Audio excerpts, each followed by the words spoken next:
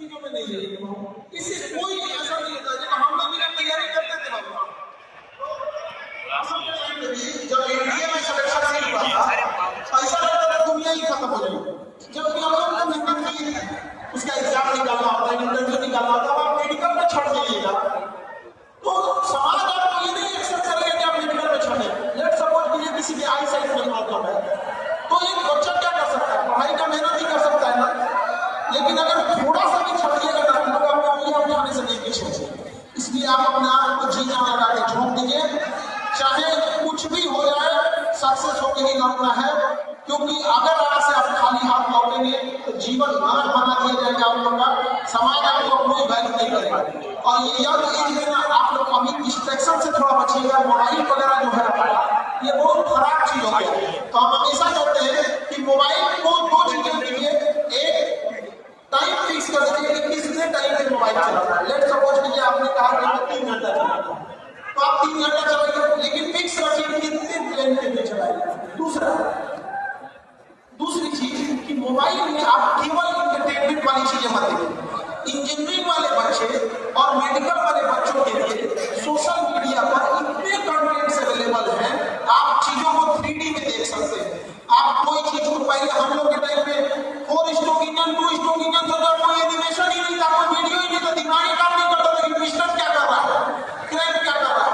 आज जो मेडिकल वाले बच्चे हैं, अगर आपको मोबाइल चलाने का शौक ही है तो आप ये देखिए कि कैसे एमआरआई वर्क करता है, कैसे सीटी मशीन याद है, लेप्रोस्कोपिक सर्जरी कैसे, रोबोटिक सर्जरी में क्या डिफरेंस है। इससे क्या है कि आप इंटरटेन भी हो जाएंगे और एजुकेट भी हो जाएंगे। तो इंटरटेनमेंट और एजुकेशन एक साथ हो जाएगा अपने खाली टाइम में। तो एजुकेटमेंट वो आपको दिमाग को भी एक तरह से समझिए कि एक नया नॉलेज दे रहा है। लेकिन अगर आप ये नाच गाना देखिएगा, फिल्में देखिएगा इस एज में, तो फिर वो आपको क्या देगा, उसका कोई यूज कर पा रहे हैं, नहीं कर पाएगा। और जब आप ऐसे अपने सब्जेक्ट से रिलेटेड कोई इंटरटेनमेंट वाली चीजें देखते हैं तो आप यकीन मानिए 2-4 डायरेक्टली या इनडायरेक्टली क्वेश्चन एग्जाम में दिया जाता है। अगर किसी ने देख रखा है कि एमआरआई कैसे वर्क करता है, उसको मैग्नेटिक फील्ड का आइडिया है, ये सब चीजें का। वैसे ही आपका इंजीनियरिंग वाले जो बच्चे हैं उनके साथ में भी ब्रिज स्ट्रक्चर कितने टाइप का होता है, पाइलिंग क्या है, गियर स्ट्रक्चर क्या होता है, वेल फाउंडेशन क्या होता है। तो आप अपने टाइम को फॉर्म करके रखिए। देखिए 24 घंटा सबके लिए होता है, लेकिन सक्सेस और अनसक्सेस में एक अंतर होता है। सक्सेसफुल इंसान उस 24 घंटा काम नहीं करता, लेकिन उसके लिए प्रायोरिटी फिक्स है कि पहले ये काम करना है, उसके बाद ही कुछ करना है। अनसक्सेस लोगों की एक कहानी है, उनको 24 घंटा का प्रायोरिटी फिक्स नहीं है। कब शतरंजी करेगा कोई ठीक नहीं, कब मोबाइल उठा लिया, कब खाना खाने चल गया, कब नहाने गया, कुछ उसका टाइम फिक्स नहीं है। तो प्रायोरिटी फिक्स कीजिए और समय की कीमत को समझिए। ये दुर्भाग्य बिजनेस, आपकी जेब से 10 रुपए गिर जाएगा, आप बिना उठाए चले जाएंगे। आप अगर देख लीजिए कि 10 रुपए गिरा, आप उठा देंगे, चाहे तो बात कितना भी पैसा। क्यों? क्योंकि आपको बचपन से सिखाया गया है लक्ष्मी की कदर करिए, पैसा से बचाइए, पैसा बहुत जरूरी है। लेकिन आपको ये नहीं सिखाया गया है कि टाइम की कदर कीजिए, टाइम बहुत जरूरी है। टाइम चला गया तो लक्ष्मी नहीं आएगी। तो टाइम को आप यदि गंवा देंगे तो जरूरत है कि टाइम को बेहतर ढंग से मैनेजमेंट करके रखें। स्केच बना के रखें, बहुत प्रोग्राम के बाद हम आपका स्केच चलेंगे, ठीक है। अभी आप अभी नीचे रखें, पीछे बाद में देखने को चिपका, ठीक है।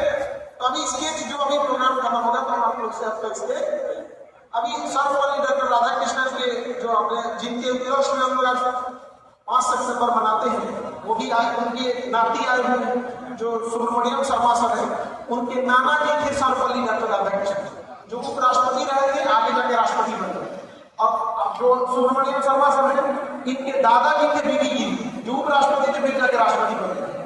आप अभी आप उसे मिलवाएंगे, आप देखिएगा जिसके घर में 2 उपराष्ट्रपति और 2 राष्ट्रपति हो, कितने शांत स्वभाव के हैं। तो आप मन में एक चीज ये भी रखिएगा कि शालीनता रखिए।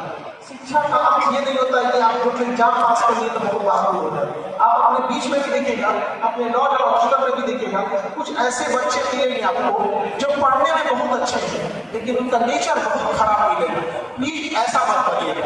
और आपको जब कोई सताए, जब कोई गलत काम करे, आपके साथ गलत व्यवहार करे, तो कभी ये मत सोचिएगा कि मुझे इससे बदला लेना है। अगर आपसे कोई गलत व्यवहार कर रहा है, आपको सता रहा है, गलत आचरण कर रहा है, तो आप अपने मन में सोचिएगा कि मैं जिस दिन कामयाब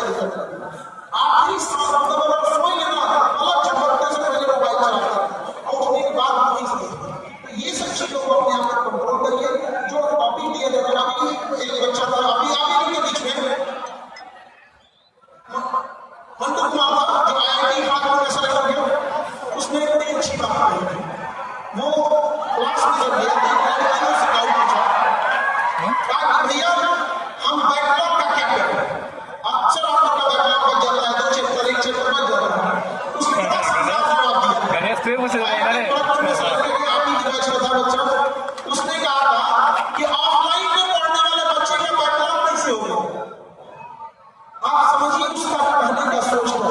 मतलब जब तुम ऑफलाइन पढ़ रहे हो तो तुम्हारा बैकलॉग कैसे, सोच का अंतर देखिए। बैकलॉग तो ऑनलाइन वालों को नहीं है, लेकिन उसके यहाँ आराम से बैकलॉग क्या है, और कोई दिक्कत नहीं।